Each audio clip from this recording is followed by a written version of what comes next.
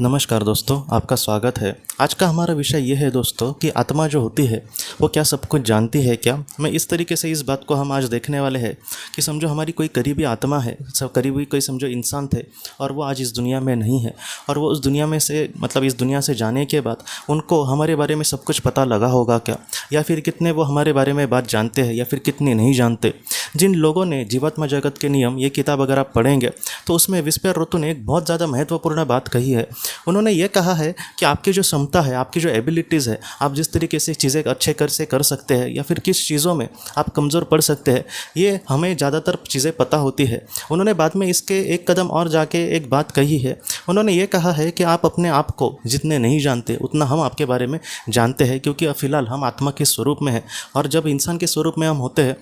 तो हम पूरी तरीके से कहीं ना कहीं हम सोच सकते हैं कि हम अज्ञानी होते हैं, लेकिन आत्मा के स्वरूप में हमें बहुत ज़्यादा ज्ञान मिलता है। तो इस तरीके से बहुत सारे लोगों को ये बातें पढ़कर उनको ये लगता है कि हमारी बहुत सारी ऐसी बातें जो हमें किसी को नहीं बतानी, वो हमारे करीबी लोगों को अगर आज पता चली है तो वो उस दुनिया में जाने के बाद हमसे गुस्सा होंगे या फिर हमें 10 सवाल पूछेंगे। तो इस तरीके से भी मुझे भी लोग सवाल पूछते हैं, तो उसका आंसर आखिर क्या है, इन सारी चीज़ों को हम किस तरीके से देखें। तो इस तरीके से दोस्तों पहली बात तो है कि सोचकर दुखी होना ये बेवकूफ़ी है, क्योंकि जो आत्माएं हैं उनकी जो विचारशीलता है वो हमारे जैसे एक तो नहीं होती, और जब हम आत्मा के स्वरूप में होंगे तो फिलहाल हम जिस तरीके से हमारी सोच है वो उस तरीके से नहीं रहती दोस्तों। हमारे जो करीबी आत्माएं हैं हमसे चाहे कितना भी कुछ भी बुरा हुआ हो, वो हमें अपने हमें बहुत ही अच्छे से समझते हैं। बहुत बार ये भी देखा गया है दोस्तों कि जैसे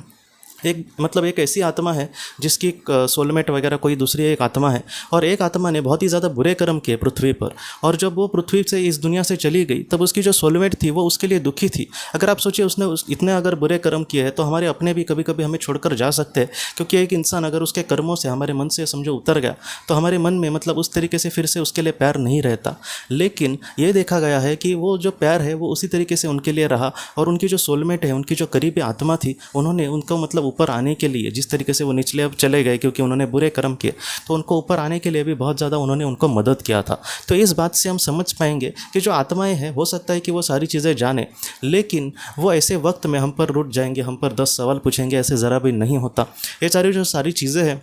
हम बस कैसे है कि हम आत्मा को एक इंसान के जैसे ही समझ पाते हैं कि जैसे उसको कुछ कल असलियत पता चली तो वो हमें माफ़ नहीं करेगा, ऐसे नहीं होता। वो हमें हमसे ज़्यादा जानते हैं, इसलिए वो हमें बहुत ही अच्छे से समझते हैं दोस्तों। इस बात को हमें बहुत ही अच्छे से एक्सेप्ट करना होगा। बाद में ये भी देखा गया है कि जब हम आत्मा के स्वरूप में होते हैं, समझो मेरी एक कोई करीबी आत्मा है और हम आत्मा के स्वरूप में आत्मलोक में ज़िंदगी जी रहे, तो ऐसे समय में बहुत बार ये भी देखा गया है कि मेरी जो आत्मा होगी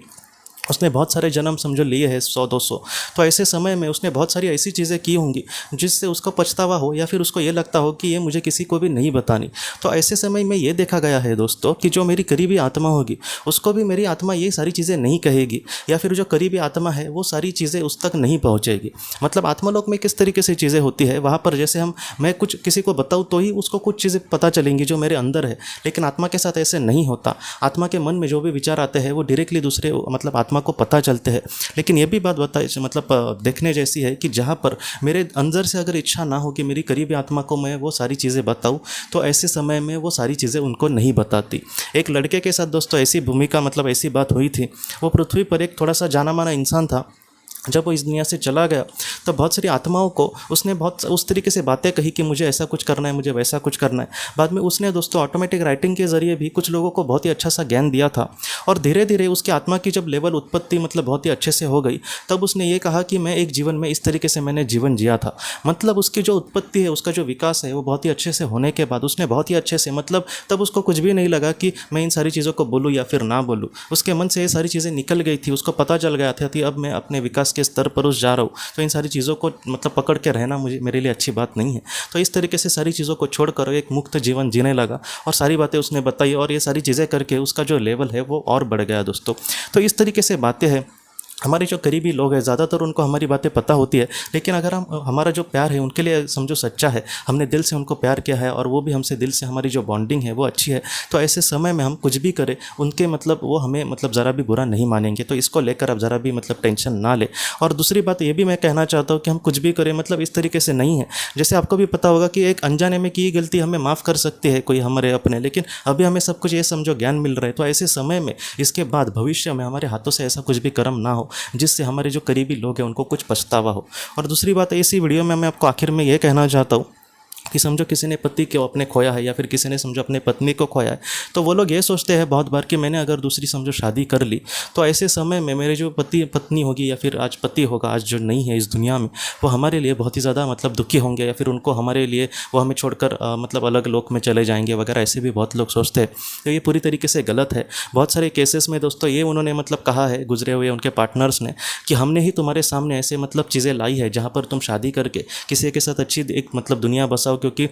तुम्हारे आगे अगला जो जीवन है भविष्य का, उसके लिए ये सारी चीज़ें महत्वपूर्ण है। तो इस बात को भी आप लेकर ज़रा भी चिंता मत करना। अगर आप किसी से और से मतलब शादी करके खुश रह के अपनी ज़िंदगी अगर आगे बिताएंगे तो आपके जो अपने हैं वो भी सच में बहुत ही खुश होंगे, क्योंकि उनको पता होता है कि हो सकता है कि इस जीवन में वो अच्छी ज़िंदगी जिए और अगले जीवन में तो उनके साथ वो ज़रूर अच्छी ज़िंदगी जी सकते हैं आत्मलोक में, और पृथ्वी पर भी वो फिर से आकर उनके जो सपने अधूरे रहे उसको भी बहुत ही अच्छे से पूरा कर सकते। तो इन सारी चीज़ों को लेकर ज़रा भी दुखी नहीं होना। आत्माएं सब कुछ जानती है, लेकिन वो जानती है मतलब इसका कुछ बुरा परिणाम हमारे आगे के मतलब लाइफ पर होगा या फिर आत्मलोक में जाने के बाद उसका कुछ बुरा परिणाम होगा, ऐसे हमारे साथ ज़रा भी नहीं होगा। हमारे जो अपने हैं वो हमसे भी ज़्यादा हमें जानते हैं, इसलिए वो बहुत ही अच्छे से हमें समझ पाएंगे, वो बहुत ही अच्छे से हमें माफ़ कर पाएंगे, वो बहुत ही अच्छे से हमें समझा पाएंगे, वो हमारे सामने बहुत ही अच्छे से इस तरीके से रास्ते ला पाएंगे जिस रास्ते पर चलकर हमारे आत्मा का बहुत ही अच्छे से विकास हो सकता है दोस्तों। तो दोस्तों हम अपने अगली वीडियो में किसी नए विषय को लेकर मिलेंगे। तब तक आप अपने परिवार का ख्याल रखना। आपका बहुत बहुत धन्यवाद।